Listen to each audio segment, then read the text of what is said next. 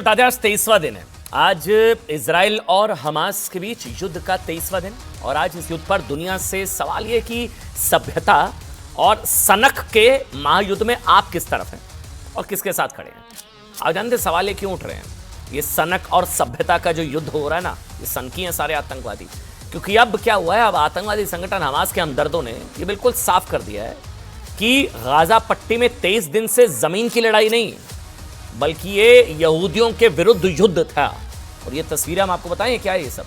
इस लड़ाई के लिए 7 अक्टूबर को हमास के आतंकवादियों ने इजराइल में घुसकर यहूदी बुजुर्ग, महिलाओं और बच्चों से क्रूरता की हदें पार की।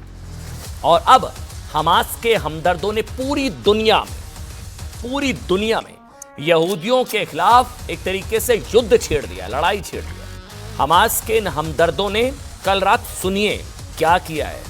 कल रात रूस में भी यहूदियों की लिंचिंग की कोशिश की गई। रूस के दागेस्तान के एक हवाई अड्डे पर ये देखिए तस्वीरें, मजहबी नारेबाजी की गई। अल्लाह अकबर के नारे लगाते हुए बेकाबू भीड़ अंदर घुसी। हमास के हमदर्द फ्लाइट में, एयरपोर्ट में घुसे, फ्लाइट में वहां पर यहूदियों को पागलों की तरह ढूंढने लगे। ये देखिए तस्वीरें, एयरपोर्ट के अंदर घुसे, रनवे तक पहुंच गए, तोड़फोड़ हुआ। इनको पता लग गया था कि तेल अवीव से कोई फ्लाइट लैंड हो गई है। इनको आइडिया हुआ कि तेल अवीव से कोई फ्लाइट लैंड हो गई है जिसमें संभवतः यहूदी यहां पर आ गए हैं। फिर ये देखिए सारे जितने लोग हैं सारे एयरपोर्ट पहुंच गए, एयरपोर्ट के अंदर घुस गए, रनवे तक पहुंचे, फ्लाइटों में उनको ढूंढा कि कहीं यहूदी एक आधा यहूदी इनको मिल जाए। रूस के दागिस्तान में उतरी फ्लाइट पर हमला इसलिए हुआ क्योंकि ये फ्लाइट इजराइल से आई थी। इनको पता लग गया तेल अवीव से इजराइल से फ्लाइट आई है, इसलिए इजराइल के समर्थकों को लगा कि इस फ्लाइट में इजराइल के यहूदी हो सकते हैं।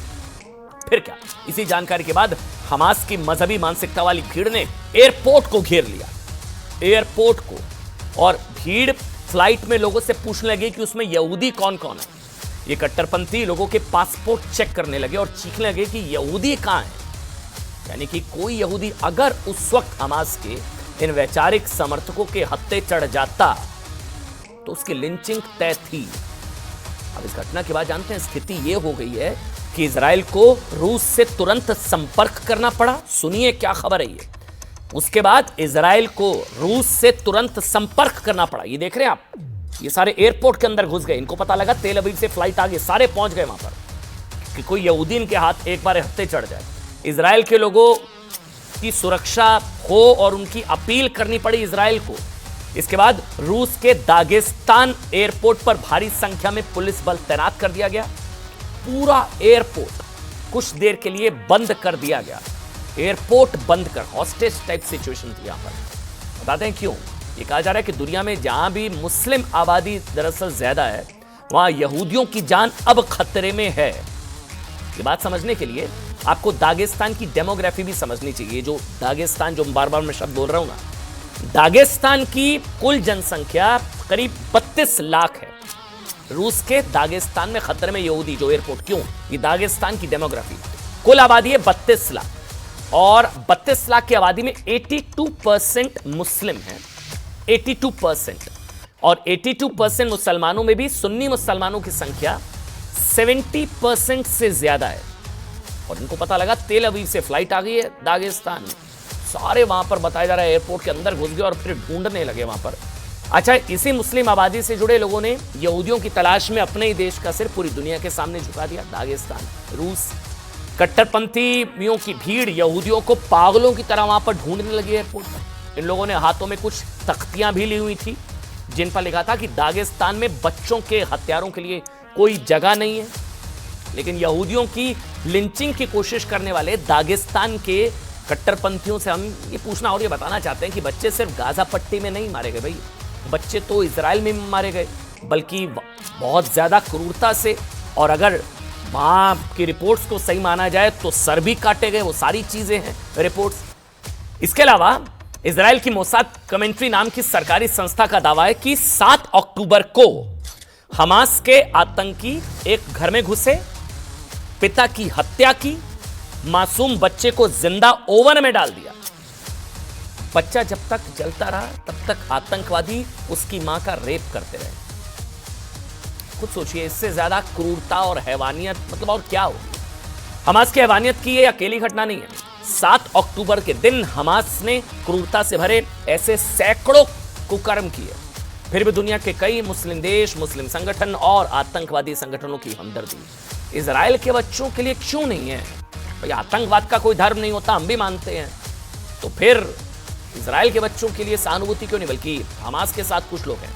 अच्छा, इजराइल के खिलाफ हमास, हिजबुल्ला और इस्लामिक जिहाद नाम के आतंकी संगठन तो पहले ही कुछ चुके हैं। और आप खबर सुनिए, सबसे बड़ी आतंकवादी संगठन आईएसआईएस ने हमास के समर्थन में पूरी दुनिया में यहूदियों और इजराइल के सहयोगियों पर हमला करने के निर्देश जारी कर दिए। जी हां, आईएसआईएस, इसका मतलब आप समझिए यह कि भारत समेत पूरी दुनिया में यहूदी, इजराइल के दूतावास और इजराइल का समर्थन करने वाले देशों के दूतावास पर अटैक हो सकते हैं।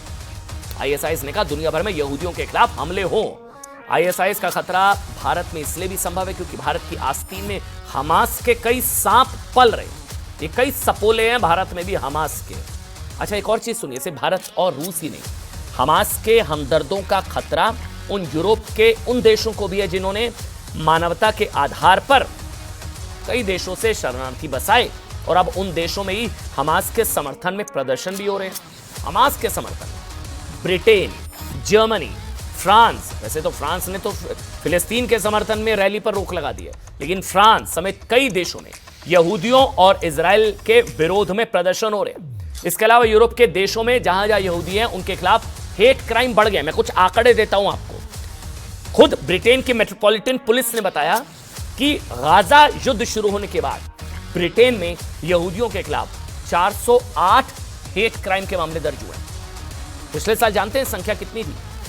सिर्फ 28 से 408। अमेरिका में भी गाजा युद्ध शुरू होने के बाद यहूदियों के खिलाफ हेट क्राइम की घटनाएं बढ़ी हैं। अमेरिका में पिछले 1 साल में धर्म आधारित घटनाओं में यहूदियों के खिलाफ सबसे ज्यादा यानी कि करीब 32% थे, जबकि मुस्लिम विरोधी हेट क्राइम 9%। इसका मतलब यह है कि जिन देशों में मुस्लिम आबादी ज्यादा है वहां यहूदियों पर खतरा है, जो हमने तस्वीरें आपको दिखाई।